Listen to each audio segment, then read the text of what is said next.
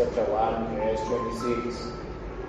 Mwari akati, ngatiitei munhu nomufananidzo wedu, akafanana nesu, ngave nesimba pamusoro pehove dzegungwa, napamusoro peshiri dzedenga, napamusoro pezvipfuwo, napamusoro penyika yose, napamusoro pezvipenyu zvose zvinokambaira panyika.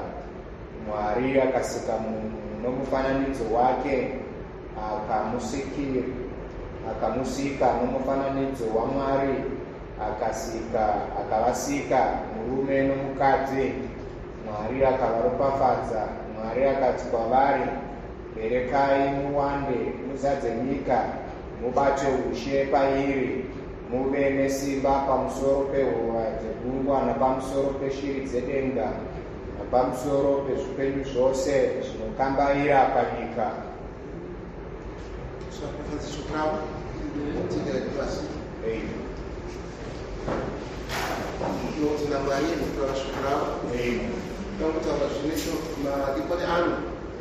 zvishomane pamusoro pepfungwa iyi yekuti munhu wokutanga.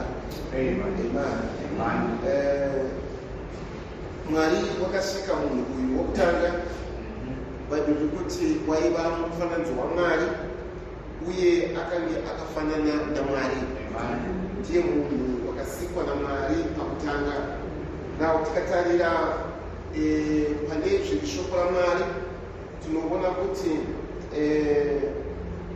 Mwari unoremekedza uye Mwari wakakoshesa zvose zvaive pfungwa yake kubva pakutanga.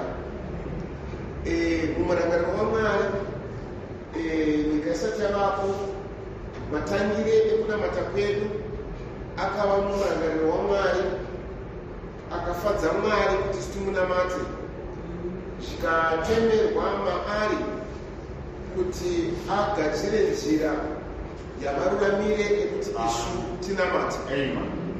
Saka waona isu tatemerwa mukudaro kuti vakarurama pamberi paMwari, iye Mwari wakaona muhwezva wenguva, akaona munhu achiwa achitadza kuraramira zviri kuda kwaMwari.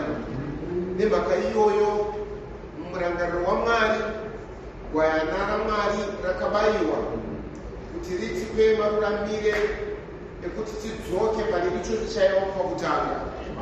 Bhaibheri achiti nyika isati yavapo takaropafadzwa muna Mwari kuti tive vatsvene vasina mhaka kana chavanopomerwa. Saka mavambo iwayo Mwari haabve paari, kunyange chivi chakauya chikapinda, asi Mwari unorangarira uye Mwari unoziva, Mwari unoremekedza mavambo. Sekera Jesu wakati kunyange Mozisi akareva nomurayiro kudaro, asi pakutanga zvava zvisina kudaro. Saka ndangotara pamusoro pemunhu iyeyo wokutanga. Ndiye munhu wakaitwa naMwari mupfungwa nokuda kwaMwari. Saka Bhaibheri rati iyeyo munhu iyeyo anga akasikwa ari mumufananidzo waMwari, akafanana naMwari. Saka Mwari unoremekedza mavambo iwayo nekuti rugwaro runoti Mwari havashanduki. Saka chatinoziva kuti Mwari havashanduki, tinoona kupfuudzwa mberi kweichocho chaivapo pakutanga. Kana ichocho chikatevererwa, chinotipa kugamuchirwa kwedu pamberi paMwari. Saka taona pamavambo eBhaibheri kwai munhu wokutanga achisikwa, zvanzi munhu iyeyo akasikwa mumufananidzo uye akafanana naMwari. Kureva kuti maonekere ake, mataridzike ake zvakange zvakafanana naMwari. Amen. Now, tikaona kuna is it John chapter 4. Tirave John chapter 4. Labra verse yoga. Verse 24. John chapter 4, verse 24. Amen. Mwari ndimweya vanomunamata vanofanira kumunamata mumweya nezvokwadi. Amen. Na munhu wokutanga akasikwa akafanana naMwari. Amen. Asi pano tinooneswa kuti Mwari iyeyo mweya. Amen. Tikadzoka pa chapter 1 yaJohn iyeyo.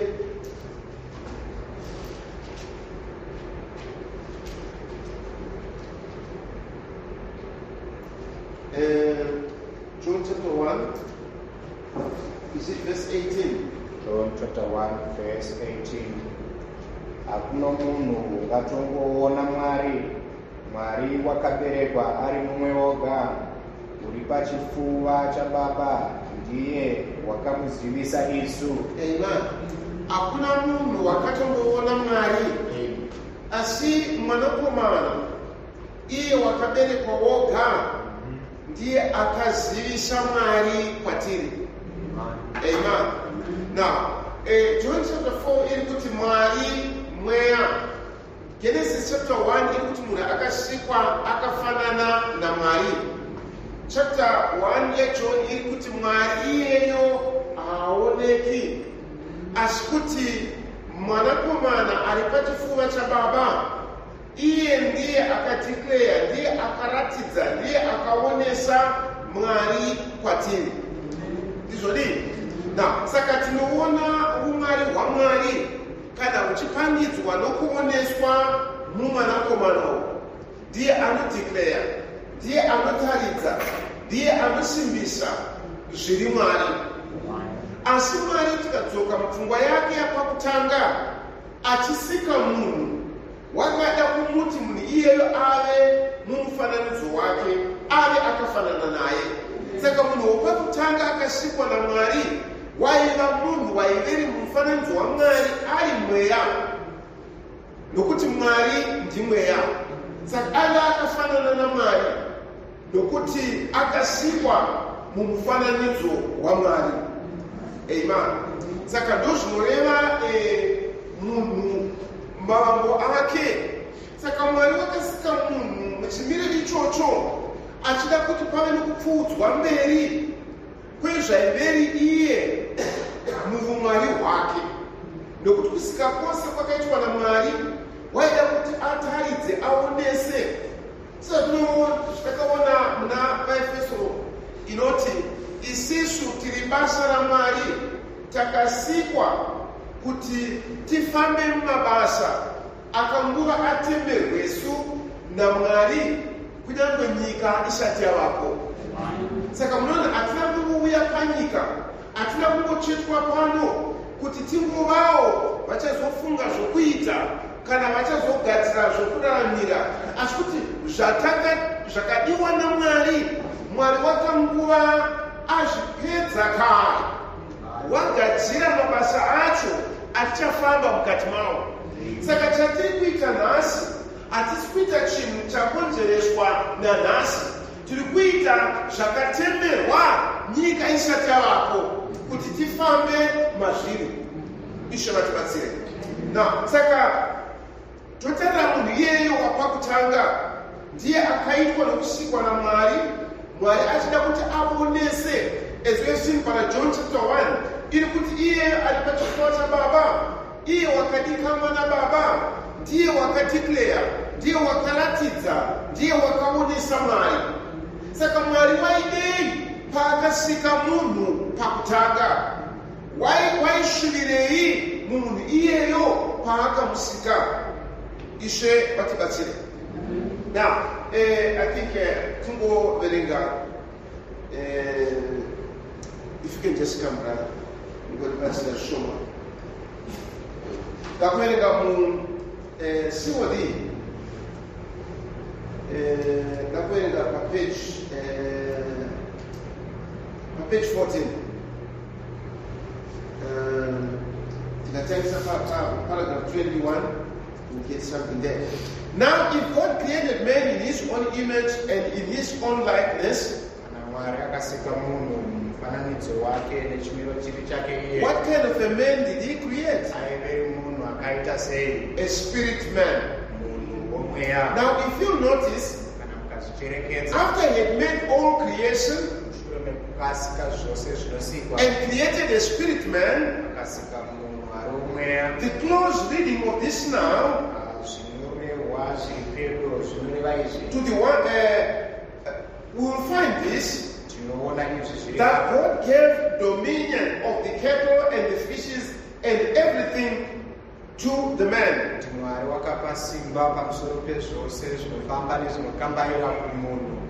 But in his making up there, he made man in his own image to lead the cattle and fishes and everything. That dominion was given to man. But in his making up, he made man in his own image to lead the cattle, lead the beasts of the field, just like the Holy Spirit leads the believer today.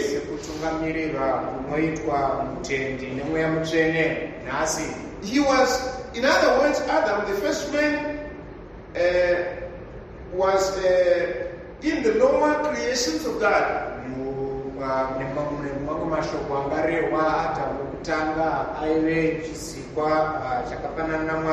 The first creation was God himself. Then out of God came the Logos, which was the Son of God. Then out of the Logos, which was the Word, came forth the man. Amen. So a man came out of the Logos, which was the Word, which came out of the eternal Spirit of God. And then out of that Logos came now the man. Amen. Saka munobona masikirwe akaitwa munhu wokutanga wakasikwa zvichibva pachimiro chaiveri Mwari. John chapter 1 yati mwanakomana ari pachifuva chababa ndiye wakadeclare Mwari. Saka Jesu asati ave nyama ndiye Logos kana kuti shoko raMwari akabva muna Mwari. Ndizvodii? Saka paaka Logos kanti shoko raMwari parakabuda richibva kuna Mwari harina kuuya rine mufananidzo, harina kuuya rine chimwe chimiro, harina kuuya rine imwe pfungwa, asi rakauya richikwandirisa zvisingaoneke zviri Mwari kuti zvioneke musimba reLogos, reshoko raMwari. Andinozviona. Saka kubva mushoko raMwari Bhabhiri rinoti mushoko inero from the Logos isu takaropafadzwa namaropafadzo ose omweya kudenga tiri muna Kristu. Ndizvodi tisati taunzwa panyika ino. Saka Adamu paakasikwa panyika ino akasikwa ari mumweya abva mu the Logos. Now Logos ipfungwa yaMwari, maonekere ekuda kwaMwari, makwanirisike ekuzarurwa kwaMwari muchimiro chinooneka. Saka ndiye munhu wakasikwa naMwari pakutanga, akafanana naMwari, achitungamirira nokuva nesimba pamusoro pezvinhu zvose zvakasikwa. Muprofita unoti sezvinoita mweya mutsvene paunotitungamirira. Ndizvodi? Now, kana mweya mutsvene uchititungamirira, unotimunzira kana unotifunhurira zviri pfungwa yaMwari nekuda kwaMwari. Kana mweya waMwari uchikutungamirira kutungamirira unokutungamira kuti ukwanirise azvinabasa chimiro chavapfudzwa nomukati macho azvinabasa kugumburwa kwaungadai waitwa azvinabasa kufara kwaungava nako asi kuti kana mweya waMwari wokutungamirira unokutungamirira kuti iwe urambe uri mumuhwezva urambe uri munzira yekufadza nokuita zvakarurama pamberi paMwari. Ishe vatibatsire. Now, saka Mwari asika munhu muchimiro ichocho akamupa simba rekuti atungamirire zvinhu zvose. Wakava namaruramire namakwanisire ekuva nesimba pamusoro pezvinhu zvinobhururuka, agova zvekare namaruramire ekutungamira zvinokambaira panyika, agova namaruramire ekurayira zvinofamba panyika, kunyange zvinoshamira mumvura. Ani muri kuona? Saka izvozvo zvakapiwa munhu asani ari munyama asi ari mumweya muchimiro chiri Mwari. Amen. Then chapter 2 yaGenesis tiverenge zvekare. Genesis chapter 2 verse 7 kusvika paverse 9. Genesis chapter 2 verse 7. Jehovha Mwari akavumba munhu neguruva revhu, akapuridzira mweya woupenyu mumhino dzake, munhu akava mweya mupenyu. Jehovha Mwari akasima munda muEdheni, kumabvazuva akaisapo munhu waakanga avumba. Jehovha Mwari akameresa pasi miti yose inofadza meso neyakanaka kudya, uye kuti muti woupenyu pakati pomunda, nokuti nomuti wokuziva zvakanaka nezvakaipa. Can you go on to verse 15 to 17? Verse 15. Jehovha Mwari akatora munhu akamuisa mumunda weEdheni kuti aurime nokuuchengeta. Jehovha Mwari akarayira munhu achiti, ungadya hako miti yose yomunda, asi muti wokuziva zvakanaka nezvakaipa usaudya, nokuti nomusi waunoudya uchafa zviro kwazvo. Thank you. Now, munhu wokutanga Mwari wamusika ari muchimiro chomweya. Tozoona pachapter 2 zvonzi Mwari akaumba munhu kubva muvhu. Amuumba kubva muvhu ndopaakaisa maari. Bible says akafemera maari mweya woupenyu. In other words, Mwari akachiisa mutumbi, but akachiisa mumutumbi uyu munhu uya waakasika nomufananidzo wake. Akafanana naMwari. Ati munoona? Apiwa zvino mutumbi uyu waupiwirwa kuti uchiva muranda wake unochimukwanirisa kuti aite Mwari zvaakada kuti aite. Ati munoona? Avasi munhu akasikwa pachapter 2 ari kunzi berekanai muwande. Munhu akanzi akaropafadzwa akanzi zadzai nyika, munhu wapana Genesis chapter 1 ari kunzi akasikwa akafanana naMwari. Andikuzviona?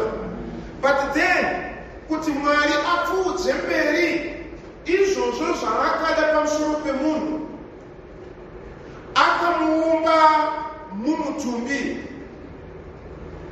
akaisa munhu iyeyo pakutanga mutumbi uyu kuti achikwanirisa Mwari zvaaida. Amen. Now, mukatarira pamunhu wokutanga, chakaitwa naMwari kwaari was just a blessing, akaropafadzwa. But munhu wapana Genesis chapter 2 akunzi munda uyu weEden. Munhu iyeyo ndiye akapiwa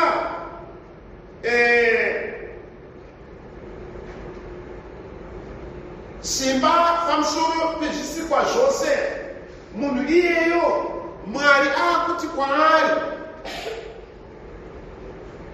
ungadya zvemiti yose, asi muti wokuziva zvakanaka nezvakaipa usaudya. Akuudzwa zvokuita nezvekusaita. Munhu wokutanga haana kuudzwa izvozvo, but munhu aiswa mumutumbi wapiwa mutumbi unofanira kuva muranda wake wokuti akwanirise Mwari zvaanoda. But Mwari unoudza munhu iyeyo mumutumbi uyu kuti zvakati zvinoitwa, zvakati hazviitwiba. Amen. Saka nechimiro ichocho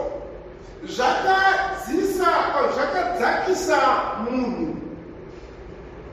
Ndochikonzero David anotara kumaPsalema, I think chapter 8, achiti munhu chiiko zvamakamuita ave nesimba pamusoro pezvinhu zvamunomucherekedza.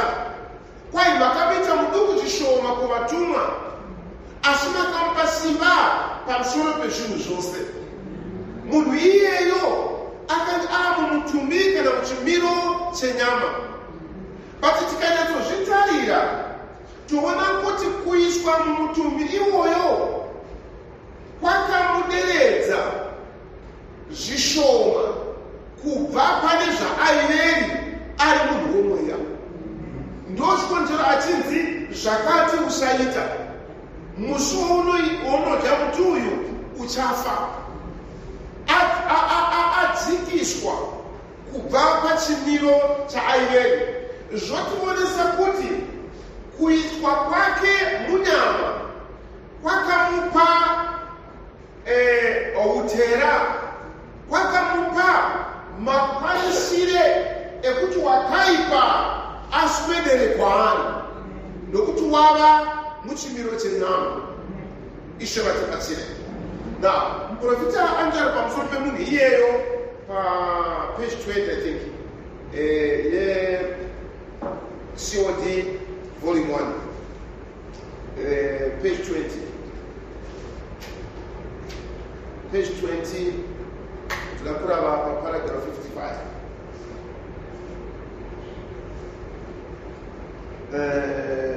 55, you know. And then God made the man not in his own image. This body is not in the image of God. This body is in the image of beast. Munoona zvino Mwari akasika munhu nomufananidzo wake. Mufananidzo waMwari aurevere musoro mumwe chete, tsoka mbiri namavoko. Munhu wakasikwa pakutanga waiva mumweya. Uyu wasikwa arwepiri wava nomufananidzo kauti wava muchiyero sechemhuka. Now tesonzwisa kuti munhu ari the animal kingdom, and kune zvisikwa zviri mhuka, kwoita zvisikwa zviri shiri, zvisikwa zviri hove. Saka munhu anoiswa muzvisikwa izvi zvinofamba panyika. In the animal kingdom, ndiye anonzi emama, munhu akafanana nemhuka wedzi.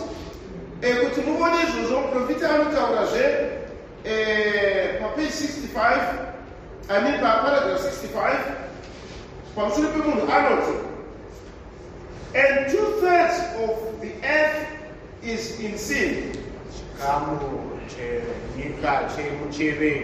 And more than that, which is 2/3 of the angels was kicked out in heaven.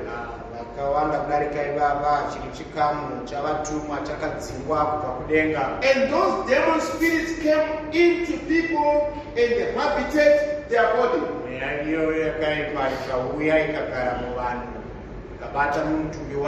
You see what I mean? They are demons.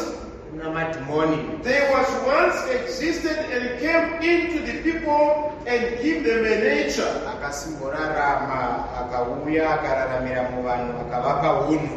Jesus cast 7 of them out of Mary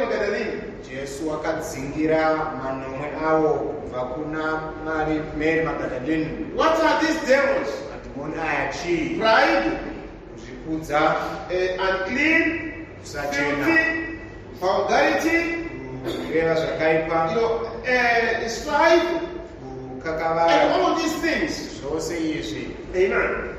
There was spirit that was made up back there when God began to make men of there in His own image.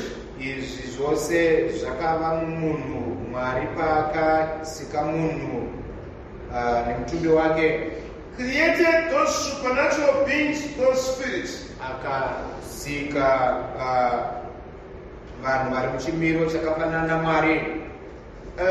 paragraph 67, and now you take the Holy Spirit of a man,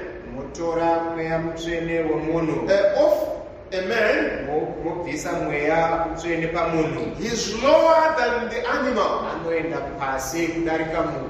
worse than the animal. That's a hard thing to say.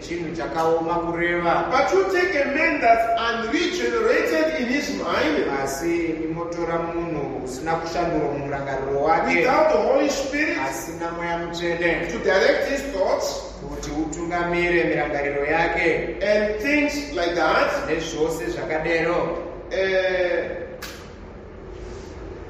you just act like an animal. Amen. That's why people can heal. People can do all those evil things because the Holy Spirit is not in them. And men can even be worse than an animal. Amen.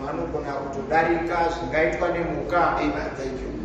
Saka chakatungonisha chekuti munhu unombovei. Munhu wakasikwa naMwari, wakasikwa akaita sei? Munhu wanhasi aripo, chii chakaita kuti ave zvaari nhasi? Chii chakaunza kutadza nekushaurama mumunhu? Chii chakaunza kuora kwese kwatinoona nhasi? Iye Mwari wakasika munhu kubva pakutanga ari mumufananidzo waMwari. Taona kuti zvakaitika ndizvoti akazopiwa mutumbi uno. But mutumbi uno wakava pasi zvishoma. Ndochikonzero wakaipa akakwanisa kuuya ndokunyengera Eva kuti apfuudze mberi pfungwa yokuipa nekusarurama muvanhu vose. Wakanyengera Eva wava muchimiro chenyama. Amen. But tikadzoka kumavambo, let's just go back to Genesis 2. Tonoona munhu uya wakasikwa akaumbwa naMwari akafemerwa mweya waMwari maari. Ngatiuke pana Genesis 2 tiverenge verse 19. Verse 19. Jehovha Mwari akaumba nevhu mhuka dzose dzesango neshiri dzose dzedenga, akadziisa kumunhu kuti aone kuti uchatumidza mazita api zvipenyu zvose sezvazvakatumidzwa nomunhu, ndiwo akava mazita azvo. Amen. Now, Mwari asika munhu iye uya wapakutanga neivhu, kwai akamenga apa mhuka dzese pasi poutungamira kwake achiri munhu womweya. But now ava munyama. Mwari akumupa zvekare aningati a test yekuona kuti munhu uyu anoita sei akaisirwa pamberi pake shoko raMwari. mhuka dzakaunzwa kwaari akanzi dzitumidze mazita. Kwai Adamu paakatumidza mazita akapa mhuka idzodzo ndiwo aiva mazita adzo, nekuti ndo yaiva pfungwa yaMwari pamusoro pemhuka idzodzo. Mazita aidiwa naMwari, Adamu akatumidza kumhuka idzodzo. Zvakajekeswa maari ari muchimiro ichocho munhu uri munyama, akaziva kuti Mwari ari kudei pamusoro pemhuka imwe neimwe, akaizvitumidza saizvozvo. Amen. Na patitoona munhu iyeyo Eva wanyengerwa nenyoka, iye ndobva awawo akarashikirwa that image nechimiro chaaineri nacho pakutanga chiya chokuti wakafanana naMwari, chokuti waiva nepfungwa nokuziva zvaiva pfungwa dzaMwari ari muchimiro ichocho. Imi munozviziva kuti kunyange Eva paakaunzwa kwaari ari muchimiro chapakutanga asati awa, akakwanisa kureva achiti iwe uri pfungwa namafupa angu nenyama yenyama yangu. Akaziva zvakaitwa naMwari iye ari mukuvata kuya, nokuda kwokuti maari maiva nechimiro chaMwari, maari maiva norunziro yomweya waMwari. Asi paakawa, nyama iya yakamuderedza zvishoma kubva pachimiro chapakutanga yakava zvino ndiyo yava nesimba pamusoro pake. Awa Adamu akanzwa inzwi raMwari akatiza. Andinoona na warashikirwa nezviri nokuziva zviri kudiwa naMwari. Mwari paaiuya mubindu aida kuzoita fellowship naAdamu, aida kuuya kuzotaura naAdamu, asi nokuti Adamu wawa nokuda kwechimiro chokuti ari munyama, Adamu akatiza. Haana kundosongana nezvaidiwa naMwari panguva iyoyo. Haana kukwanisa kuva nohunhu hunomuita kuti ari kuita that fellowship naMwari senguva yose. Mwari achimubvunza anoti, ndakanzwa inzwi renyu ndikatiza, nokuti ndakange ndisina kusimira. Can you see that? Na atiza pamberi paMwari zvinonzi akazvigadzirira zvokufuka namashizha. Mukatarira pano zvino akuita zvinhu zvinopesana. Musi wekutanga akapiwa mhuka akadzitumidza sezvaidiwa naMwari. Pati pane paMwari akuuya kwaari, haachareacta sezviri kudiwa naMwari, akutiza. Paanoda kuti atsvake zvokuzvifukidza, haazvifukidze nezvinodiwa naMwari, akutsvaka mashizha ndiwo haakushandisa. Kureva kuti wagurirwa, wadimburwa kubva pakubatanidzwa kwake naMwari, akuita zvinhu zvinopesana nezviri kuda kwaMwari. Ishe vatibatsire. Na saka munhu wawa kudaro warashikirwa nethat image kuti nechimiro chaMwari. Amen. Genesis chapter 5. Ngativerenge verse 1 to 3. Genesis chapter 5 verse 1. Ndiye bhuku yamarudzi aAdama, musi waakasika munhu. Mwari wakamuita nomufananidzo waMwari, wakavasika murume nomukadzi, akavaropafadza, akavatumidza zita rinonzi munhu. Musi wavakasikwa, Adhama wakagara makore ane 130, akabereka mwanakomana wakafanana naye, wakamutodza, akamutumidza zita rinonzi Seti. Amen. Now tikatarira pamunhu wokutanga akasikwa aine mufananidzo waMwari, akasikwa akafanana naMwari. ndizvodi dai munhu iyeyo akapfuurira mberi muchimiro ichocho asina kuwa, pachapter 5 paya zvobereka mwana wake, nekuti komisheni yekubereka mwana akaipiwa muna Genesis chapter 1 achiri mumweya, akanzi berekanai muwande muzadze nyika.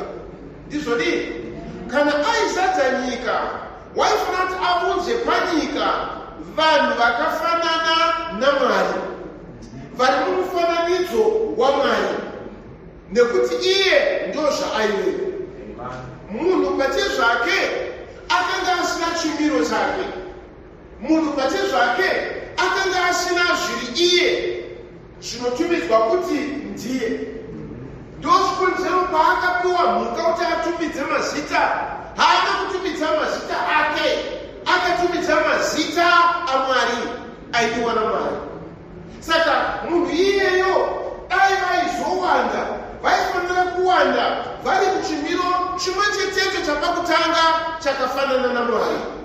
But Genesis 5 yudaichiti Adamu awa pachapter 3 akazobereka mwana akafanana naye, akatodza iye, akamutumidza zita rokuti Seti. Akafanana naAdamu pakudii, ane mufananidzo waAdamu pakudii, aberekwa naAdamu ari muchimiro chokuwa, aberekwa naAdamu ari pasi pekutuka kwaMwari kwaakatuka nako nyika, achiti nyika yatukwa nokuda kwokutadza kwawaita. Aberekwa naEvha akanzi naMwari nokuda kwezvawaita uchapinda pakurwadziwa uku nokuva muchimiro chakadai. Saka munhu uyu ari kuzoberekwa, ari kuberekwa navabereki vakawa pamberi paMwari, vasina mufananidzo waMwari, asi vane mufananidzo womunhu, vafanana nemunhu. Munhu akaita sei?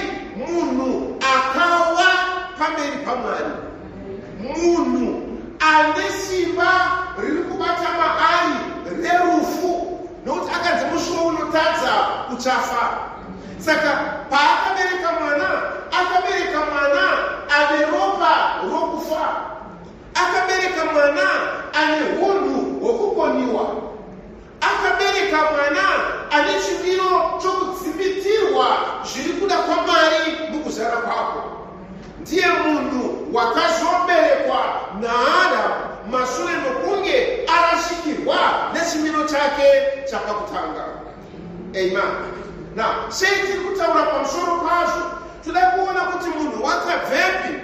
Saka nhasi munhu ari papi, uyezve kana Mwari akati munhu iyeyo anamate, unofanira kunamata sei kuti agamuchirike naMwari. Ishoko kudenga vatibatsire. Munhu mukuwa kwake akutsvaka nzira yamagamuchirike aangaita namanzwikire aangaitwa naMwari. Akaona kuti kuwanda ndio nyaya ingatogadzirisa kutadza kwaita. Akati ndaakuwanda, Mwari akadaita ini charamba ndakawanda. Kuti agadzirise nyaya yokushama kwake, akatsvaka mashizha ndokugadzira maeproni ekuti azvifukidze kushama kwake. Toona kuti ipapo munhu waakutsvaka nzira isali iri yakakwana yakaringana nekuda kwaMwari pamusoro pake.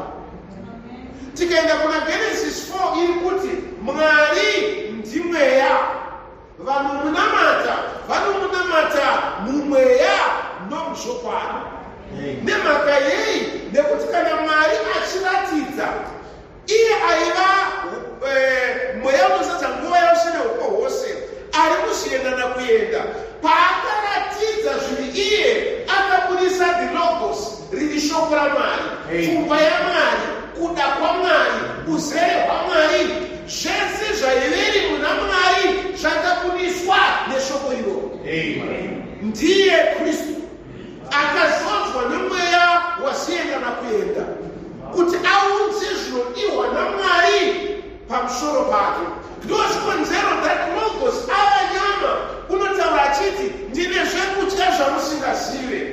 kutambudzika kwanu kuita kuda kwawakanituma nokupedzisa basa rake.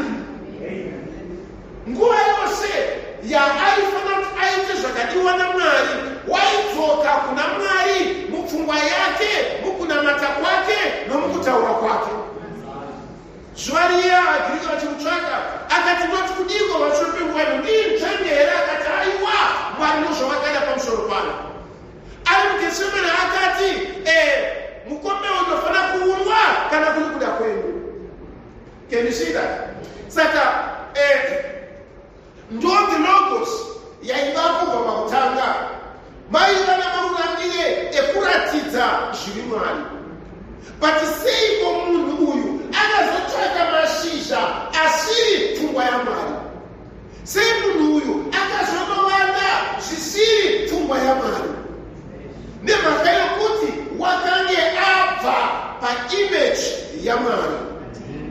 Saka vese vakaberekwa munhu abva paimage iyoyo vane hunhu hwekungorashika, vane hunhu hwekukoniwa, vane hunhu hwekufa zviri mavari, nokuda kwokuti vamuimage yaAdamu kwete yaMwari. Shiro okudenga vatibatsire.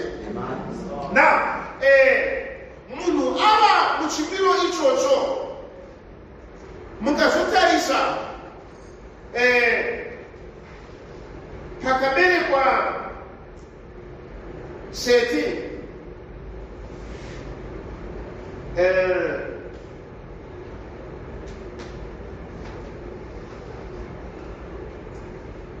chapter 4. Let's just go back to chapter 4. Muone pakaberekwa Seti.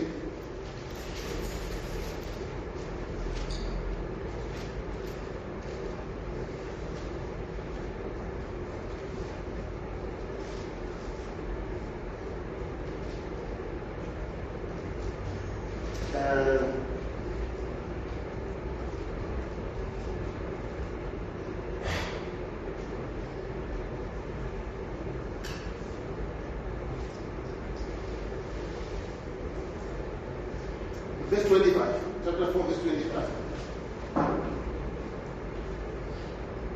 Adama akazivazve mukadzi wake, akabereka mwanakomana, akamutumidza zita rinonzi Seti, nokuti wakati, Mwari wandipa mumwe mwana pachigaro chaAbheri, zvaakaurawa naKaini.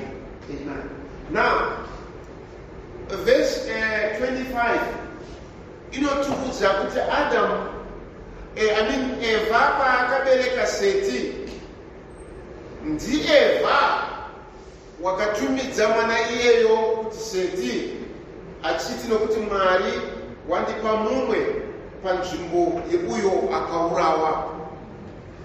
Ati munoona, tikatarisa kubva kuna Genesis 1, zvese zvaiva nechekuita naMwari kumunhu, Adamu ndiye waitaura, ndiye akatumidza mhuka mazita adzo, ndiye akatumidza Eva zita rake, ndiye waitaura.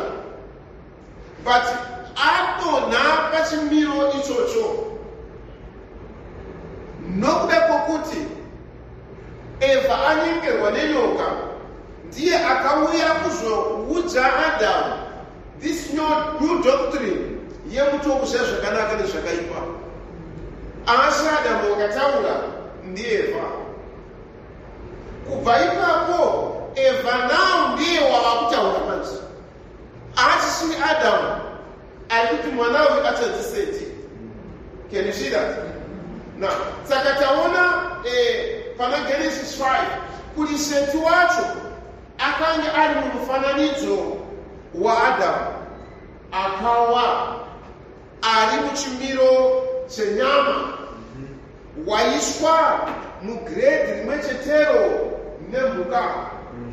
Can you see that? Ndochikonzero kuOld Testament zvinonzi kufa kwemunhu kwakangofanana nekufawo kwemhuka. Saka munhu waderedzwa Asi Mwari paanoda kunamatwa ngaanamatwe mumweya nemuzokwadi. Zokwadi yezviri pfungwa, mabonekere namaratidzikire aMwari. Saka munhu wepakutanga akasikwa ari mufananidzo waMwari, akafanana naMwari, kuti zvikwanisike zviri Mwari kuti zviitwe nomunhu. But paakarashikirwa nechimiro ichocho, zvoremera munhu kuti achiva unofamba nokuita zvinhu Mwari sezvavanoda. Andinozviona nokuti paakatadza angadai akadzoka kuna Mwari nenzira yaidiwa naMwari kuti adzoke nayo. Remember, asati awa muEden, nyika isati yavambwa, Mwari akagadzira nzira yokutendeuka nayo.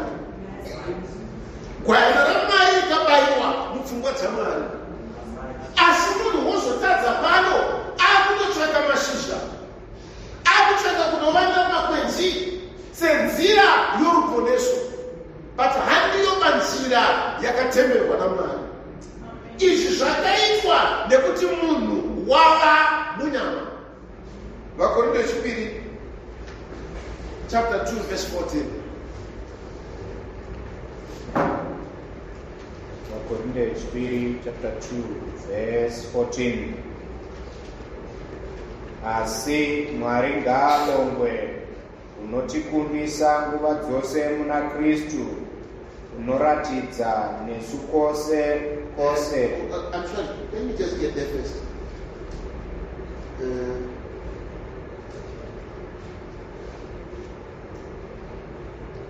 According to Peter chapter 2, verse 14. Okay, let me just make a mix up here.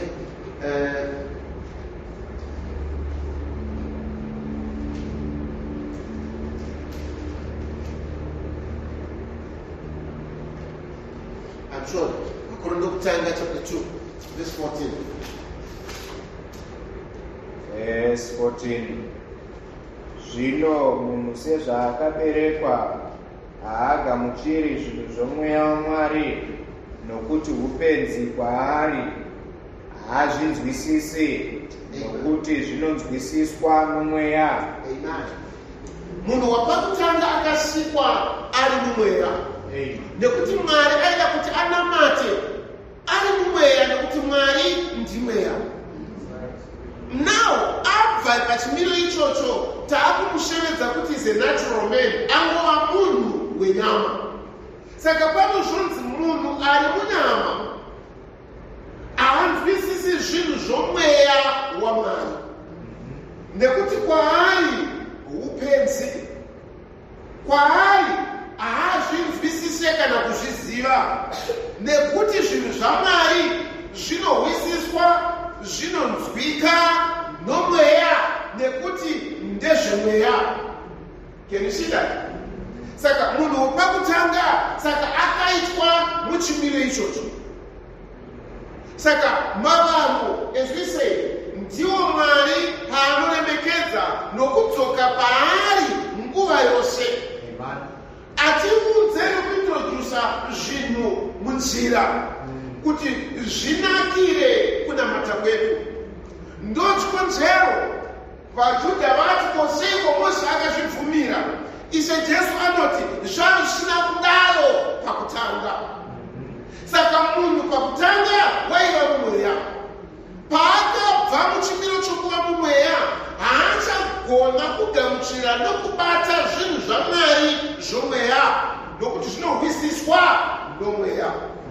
Ishe vatibatsire. Luke 11:52. Luke chapter 11 verse 52.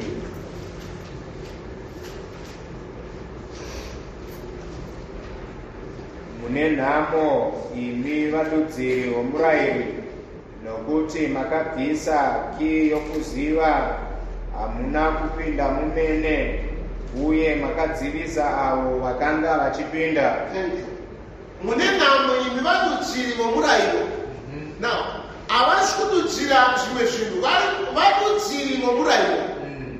Andikona vanavo vakadzidza murayiro, vakaverenga murayiro, asi nhamo yavanayo vakarasha kii yacho. Hazvinei kuti ungaziva kuti dhoo riri papa, hazvinei ungaziva kuti dhoo racho rakagadzirwa nei, hazvinei ungaziva kuti dhoo racho rinovhurikira kupi, hazvinei ungaziva kuti dhoo racho rakasimwa sei. Izvozvo hazvikupi maruramiro ekupinda kana usina kii yacho. Saka dambudziko ravana vadudziri ava, shoko raMwari vakariona, vaiva naro, asi kuti vave namaruramiro ekuti rizaruke kwavari, rikwanise kuvatungamirira mukururama kwaMwari, vakanga vasina.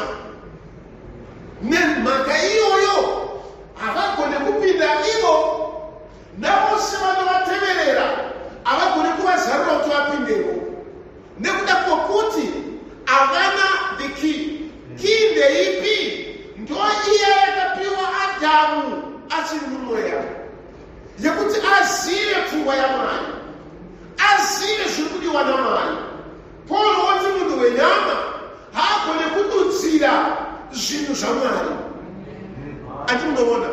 Saka isu kana takadanirwa kukunamata Mwari, apa hatina kumunamata nenzira ingova pfungwa nokuziva nenjere dzedu, asi kuti nekuzarurirwa nomweya waMwari utitungamirire sezvinoda Mwari, kuti kutaura kwedu nokufunga kwedu, even as Paul anotaura pana Roma 12 achiti musafananidzwa nenyika, asi shanurwai mumweya womurangariro wenyu, kuti muzive kuda kwaMwari kwakanaka kwakakwana, kuti isu tive vanhu kwete vanotungamirirwa nenyama, asi vanotungamirirwa nomweya. Nekuti kana iri nyama yakaita kuti Adamu amanye mugwenzi, kundonzira yakanaka yekuvanda kutiza kutsamwa kwaMwari, yakaita kuti Adamu anotsvaka mashizha senzira yekuzvifukidza nayo, ndo zvingorimo nhasi. Mweya wokuva munyama unotsvaka nzira isiri iyo yekukwanirisa zvakanzi naMwari unofanira kuva nomufaro, zvakanzi naMwari unofanira kuva norugare. Tinozvitsvaka nenzira isiri iyo nekuti takabviswa muchimiro chokuva mumweya waMwari. Munhu wapakutanga Mwari anozvo zvaaida pamusoro pake. Ishe mudenga watibatsire. Saka Ishe unotaura kune ava, kwete vanhu vari vaenzi, kwete vanhu vari kure, kwete vanhu vasingazivi, asi vanhu vanoverenga nokudzidza murayiro. Woti kunyange mukazvidzidza, kana marasha kii, hazvikubatsirei. Muchadudzira zvinhu izvi nenzira yenyuwo. Ndochikontoro mufumi uya, Ishe uya kwaari, womutichengeta murayiro tandakachengeta murayiro wose. Ishe womuti zvairehwa nomurayiro ndezvekuti uchiuya zvino kwandiri. Akati kana hazvigoni. Nemhaka yei? Nemhaka yekuti anga asina kii yacho, akanga asina chinomupa kuti azive kuti Jesu waiva ani. Asi ngaakudze Mwari akaropafadza Simon Bar-Jona, akamupa kii yokuzarukirwa kuti Kristu anombova ani. Ishe vakati paruware irworwu ndichavakakereke yangu. Saka chinosviwa naMwari hama, kuva nomweya waMwari unotitungamirira pakuita zvose zvakadiwa naMwari pamusoro pedu. Asi nyama izvozvo haizvizivi, asi azvinoti nyama haide zvinhu zvakataurwa naMwari. NdiMwari wakareva kubva pakutanga kuna Adamu naEva akati berekanai muwande. NdiMwari wakareva kunyange kuna Adamu akati murume achasiya baba vake namai vake akava mumwe nomudzimai wake. Yaiva pfungwa yaMwari kubva pakutanga. Asi kana zvadzimaidzwa, vanhu vachatsvaka nokuita wanano isiri shoko raMwari, isiri pfungwa yaMwari, isiri kutaura kwaMwari. Saka chinodiwa hama kuuya kumweya waMwari. Amen. kudhara. Brother Branham musi wake waJohn Smith wakazorora mwana wake akauza John Smith akati usamboneseka nenyaya kuti upinde muengagement tanga watsvaka mweya mutsvene. Can you see? Uda kuwana, sure it's good, asi wana mweya mutsvene first. Kuti uzive upinde pazviri uraramire nzira iyi uri mumweya waiva Mwari nepfungwa yavana Mwari pana Genesis chapter 1. Kuti zvinorevei wanana. Can you see that? Ai Mwari vakatibatsira. Patama pfungwa iyoyo ikarashika munhu akasava nomweya mutsvene ndio pamunoona mwana ane 13 years akutaura nyaya yekuti munodanana niki. Panzvimbo yonge ari kufunda ari kudzidza haana basa nezvekudzidza akutora zvake zvokuti anodanana niki. Ndio pfungwa yava Mwari here pakutanga iyo. Ndio pamunoona munhu anofunga kuti regai ndingotizisa no problem hadi zvinongoita ndongogarawo papa zvotoita zvidafanga zvinoita. But ndio here zvaiva pfungwa yaMwari pakutanga. Andi munoona vanhu vanofunga kuti zvinhu zvinongoitwa ndochikonzero wokuchengeta murayiro uya aingofunga kuti zvinongoitwa kungochengeta murayiro. Hakusi kungochengeta murayiro. Vanyori nevadzidzi vomurayiro vaingofunga kuti kana tausiva murayiro zvatotiringana takusaika kuti murayiro unoti kudini. But zai kuti pane kii inokwanisa kukupa kuzarukirwa. Amen. No wonder kana tikarega kuuya nenzira yakafanira ama pane zvatasangana nazvo munzira yewanano iyoyo. Pane zvatichaona mukufamba muwanano iyoyo. Wozvona munhu apedzisira waenda masmall house, wapedzisira waenda kun'anga, wapedzisira waenda kunoshoperwa. Why? Ndo zvaiva pfungwa yaMwari here kubva pakutanga. Hazvisizvo. But vanhu vanorush and fall into things zvisiri kururama kwaMwari. Ama zvine marifications azvo. Zvine madambudziko azvo nokuudzai. Zvine zvazvinoreva pamberi paMwari. Pazvinongotorwa isimplicity. Like that amanga unofunga kuti kana ndatotadza kudeswa regai ndingotora mashizha zvinongoita. Kana zvadeswo regai ndingotizisa zvinongoita. Regai ndingotizira zvinongoita. Regai ndingonoroorwa chero kwandaroorwa zvinongoita. Haisi nyaya yekungoroorwa chero kwaoroorwa. Inyaya yekuti Mwari unodei pamusoro pomweya wako namangwana ako. Zvakatibatsira. Can you see that?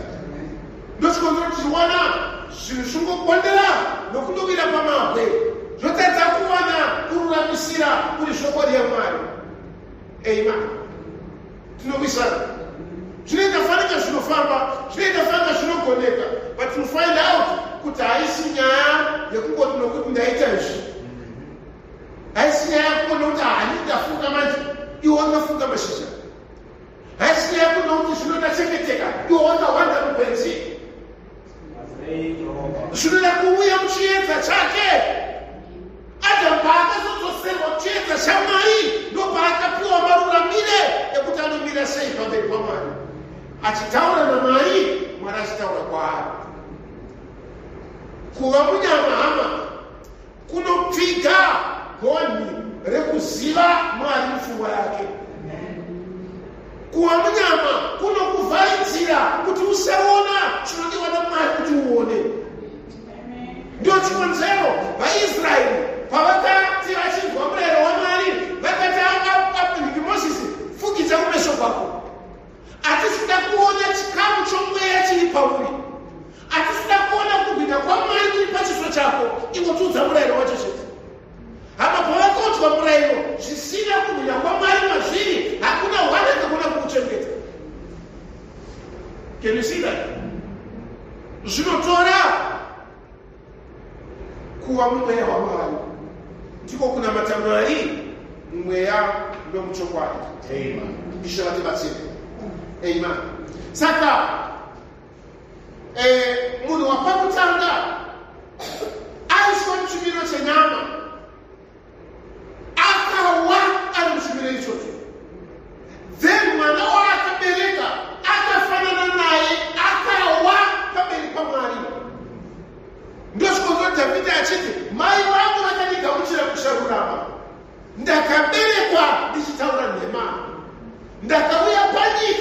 uzviri. Can you see that? Muchimiro ichocho hapana maruramire ekuti ndichekerwe nazvo kuti Mwari vanodei. Amen. Tinombosungaidzwa, tinombomuvwa, tinomboitiswa zvinhu nekuda kwechimiro chatangodhumana nacho ipapo. Kana ndane makore akadai ndombodhumaniswa nekuda kwezvinorudzirwa nethat age. Kana ndane mari yakadai ndombodhumaniswa nezvinhu zvinorudzirwa nemari iyoyo. But handishoma mari zvaida pakutanga. Munhu wapakutanga akasikwa mumufananidzo waMwari. Ama we need that image ama. Tinoda mweya mutsvene. Saka ishaka taura vadzidzi vake, ndakuudzai magara mberi maona ndichiita zvandinoita zvese, but musaenda musina mweya mutsvene. Mirai piwe mweya mutsvene. Mirai musadye nesimba rinobva kumusoro. Can you see that? Kuti tiwisise kuti zvinorevei zvinhu zvatakupinda pazviri izvi. Zvinorevei kurarama nomuraramiro wakadai. Ishe vatibatsire. You know, Eva haana kungozviziva kuti akapinzwa muchimiro chaakapinzwa nenyoka chiya zvinokostei muupenyu hwake, zvicharevei muupenyu hwake. Genesis zvinodza ichiti Eva ndiye mai wavapenyu vose. Amen. Asi paakanyengerwa nenyoka, ndoda kukuudzai, wakadyarika maari DNA yenyokayo. Can you see that? Asi ukazobereka mwana naAdamu, but already maari mune that DNA yenyokayo. Saka Davhidhi achiti mai vangu. Amen. Hana kuti baba vangu. Can you see that? Dai Mwari vaitibatsira, dai Mwari vaitinzwananyasha. It's not just as simple ekuti ndaroorwa, ndaroora, ndazodai. Handizvomba hama. Zvinodarika ipapo zvakadiwa Mwari pamusoro pedu. Can you see that? Hakuna kumuwira muzvisiri izvo. Hakuna kungopinda mukutamba kune tsvina nenguva isiri iyo. Unouraya upenyu hwako for years inotevera. Ndinokuudzai. It's not that simple. Can you see that? Sekera mukusere maakati kana chiri chifeve chinokofunga kuti ndambodya ndakuta murombo hapana zvinongoitika. Ndongofurira mberi. Life will never be the same. Penyu auzomoraramiri sezvo zvakafanira kana wabuda munzira yekururama kwaMwari. Amen. Adamu haana kuzosiva nzira yekuti ndinofamba sei kana ndadai so. Haana kusiva nzira orati ndaita mistake, ndakanganisa, ndichaigadzirisa sei mistake iyoyo. Anga asasiwa atsivirwa pfungwa dzake. Can you see that? Not only you try to correct him afana wadikiwa anomanya mayometa zvisirizo, you try to correct him taiwa ashidzwa iso akutovengana newe. Panofunga kuti unofunga kuti ndichibwa ndiriyo. Haana nzira, is blinded kwaari kuti azive kuti how can I be corrected panyaya yangu yandaita. Haadi corrected. Ukamuudza these young ones. Anofunga kuti mbereki kuita zvinhu zvenhando unokanganisa upenyu hwako, unokanganisa future yangu. Andikuzvona. Hapachina maziviro ekuti ndinofanira kuitei kuti ndiraramire pamberi paMwari. Ndo zvakaitwa naAdamu sho akatadza. Amen. Can you see that? Okay, I will show you something again. Let's go to Genesis.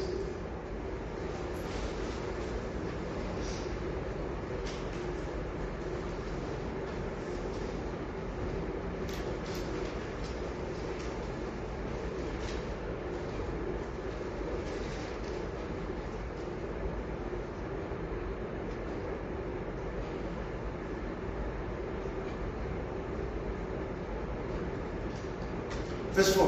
Chapter 4, verse 1. Genesis chapter 4, verse 1.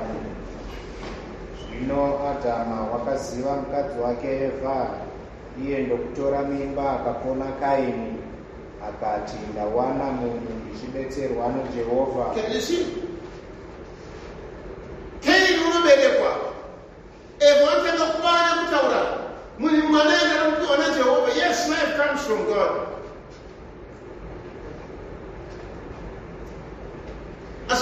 taura chiti Cain akanga ari wowakaipa. Ndizo dini. Patunongomanya. Ndazowana kuti chipatipatwa Jehovah.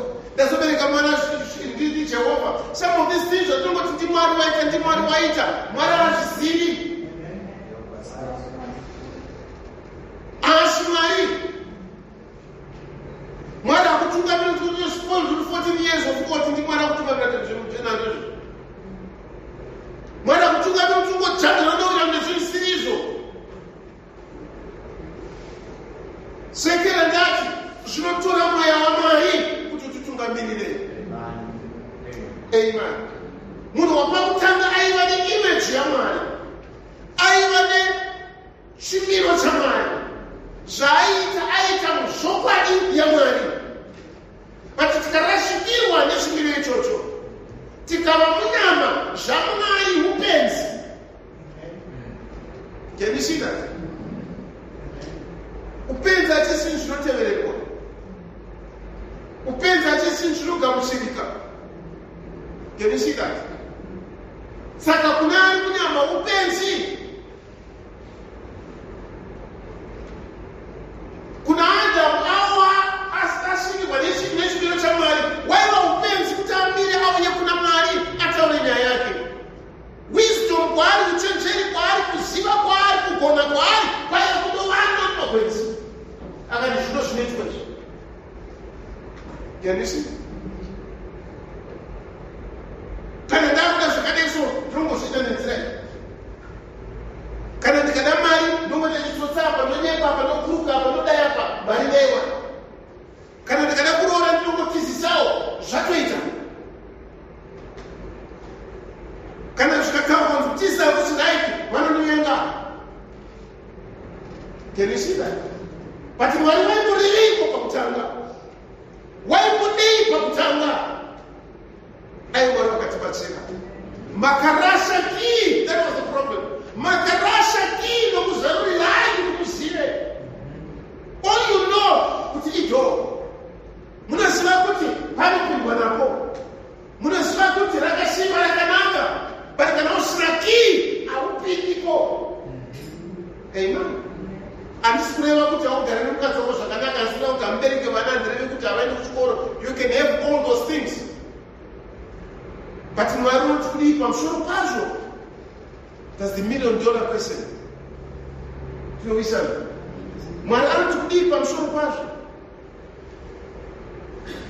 Vanotekuwa munhu zvanobva kuna Mwari, iblessing yaMwari, blessing yaMwari. A few years down the line, munhu abva kuna Mwari akuuya ari kumufuta. Anondoona. A few years down the line, munhu abva kuna Mwari ari kuzwa naMwari itai izvi kuti zvinhu zvinake, andandine vandakasara zvo. After anoya achimudza, no brother, koti iwani kutaura zvakadai izvi. Apa sneaker kuti zvakadai zvifoko kuti zvako izvo, akumuraya, take him off the scene. Ati munoona. Munhu ari kunze abva kuna Jehovah naEvha. Munhu ari kunze akatendeuka. Munhu ari kunze akatenda shoko. But kana akuita kuti aite zvinhu zvinofanira kumashoko naMwari, he can kill kuti apinde munzira yaari kuda chete. Ndozviri Cain. Uraya chienda. Dakara wawana zvinoda kuti uwane. Uraya shoko raMwari racho. Uraya zvinotaurwa naMwari. Sikomirira zvinhu zvakapusa. Bhaibheri rati kana uri munyama zvaMwari zvakapusa zvinononoka. Tiri muzuva ranhasi. I can do what I want. Nokuti ndinoda kuita zvandinoda. Ndapedza izvo ndonamata. Kana Mwari wacho aita zvigamuchira ndagamuchira nasingadi to hell naMwari wacho. Can you see? That's why sometimes we do things. Zvisiri shoko raMwari. What we are actually saying is to hell with you.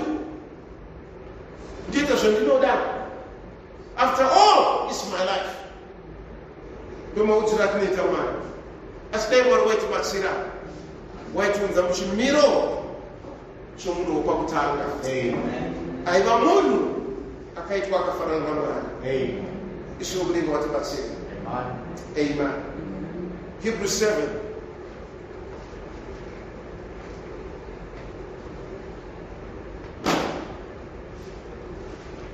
Hebrews 7. Hebrews chapter 7. Can we read verse 18 and 19? Nokuti murau wokutanga unokoneswa nokuda kwoutera hwawo, uye nokuti hauna maturo, nokuti murayiro hauna kukwanisa chinhu.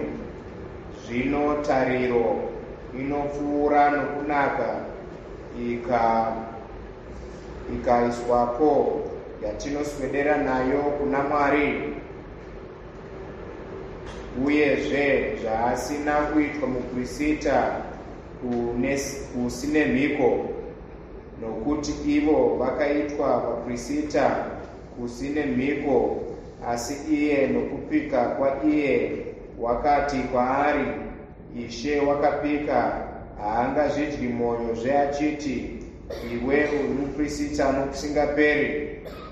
Saizvozvo uri muprista nokusingaperi. Okay, actually, uri muprista nokusingaperi une rudzi naMelkizedeki. Amen.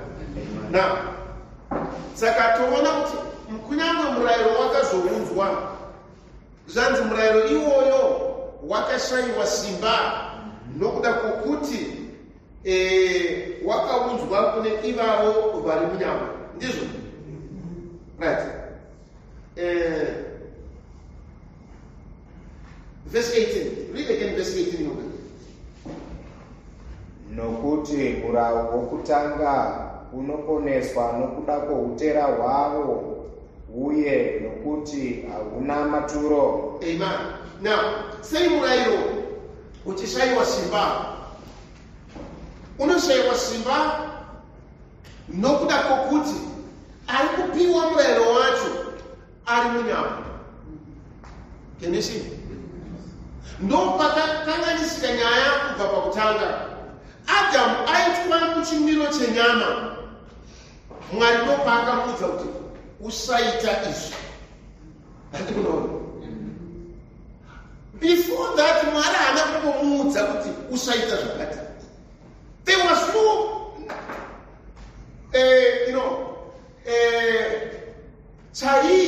chaikonzeresa kana ita kuti Mwari ataurira munhu kuti usaita izvi.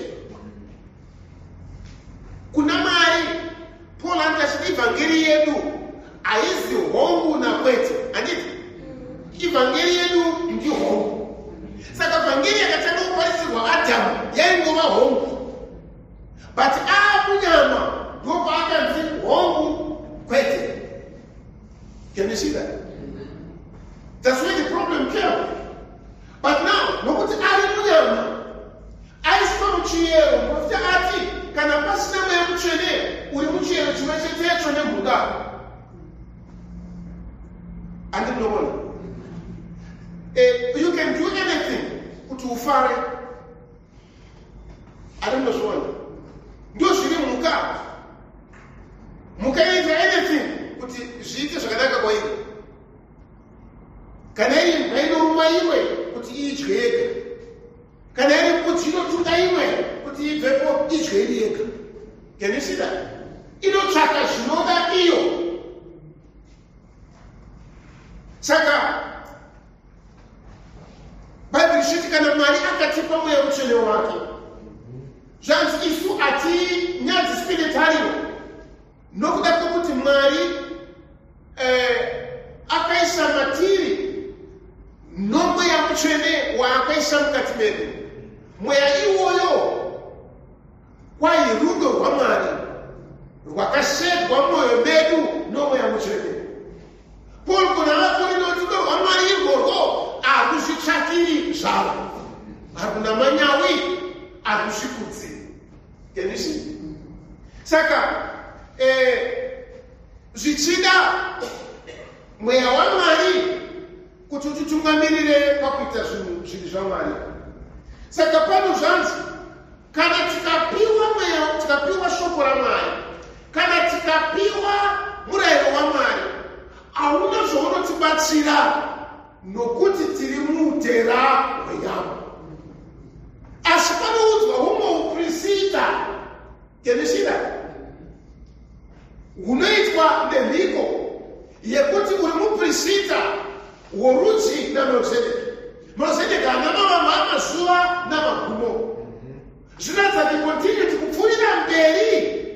Kana Mwari atipa mweya mutsvene wake atiudza kushumiro yaMelkizedeki, hapachina kudzokera sure, hapachina kuguma kwokururama kwaMwari matiri, nekuti chiri kutonga matiri uprista husina mavambo, husina magumo, hunopfuudza mberi pfungwa yaMwari yaaiva nayo kubva pakutanga pamusoro pedu.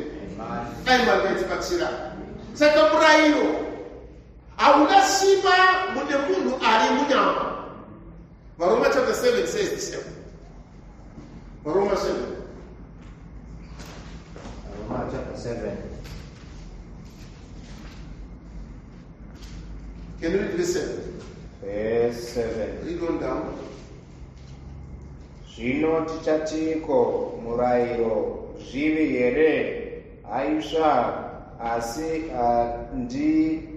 handizaiziva zvivi kana murayiro usaivapo, nokuti handizaiziva kuchiva kana murayiro usina kuti usachiva. Zvino zvivi zvakawana nzira nomurayiro, zvikaita mandiri mitoro yose yokuchiva, nokuti kunze kwomurayiro zvivi zvakafa. Ini ndaiva mupenyu kare kunze kwomurayiro, asi mutemo uchizosvika zvivi zvakamuka, ini ndikafa. Thank you. Anekwanisa kuziva kuti kutadza naye murayiro usina kuti usatadza ani? Adamu ndaasina kuudzwa kuti usaita chakati, angadai asina kuziva kuti zvika chitu. Ade munoona? Adamu akaudzwa zviri shoko raMwari ndozvaaipfuurira mberi. Aiita zvaanziita. Pakazongopinda nyaya kuti usaita. There comes the problem. Ndozvakawisa munhu uya womunyama zviya.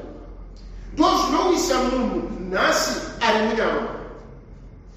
Murayiro kunaka kwawo kuripo, asi nokuti kunoda kugamuchirwa nenyama yakawa nechekare, zvotoita kuti utsvake purani yekuti saka zvimurambidzwa izvi ndingazviita sei kuti ndizviite.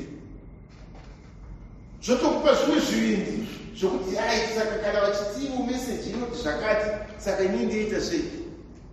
Regai ndingodhuma neibaba ndinoti vanotiti kuti ngakuite.